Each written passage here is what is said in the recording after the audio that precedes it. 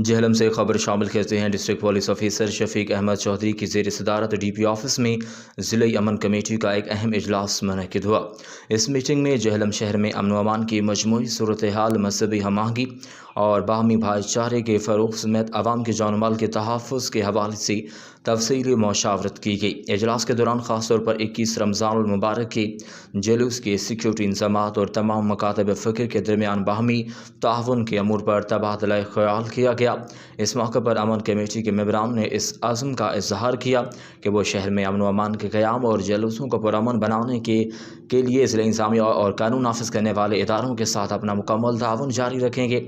उलमा कराम और मेंबरान का कहना था कि वो झेलम पुलिस के साथ शाना बशाना खड़े हैं ताकि शहर में बर्दाश्त और इत्तेहाद की फ़िज़ा को मज़ीद मुस्तहकम किया जा सके।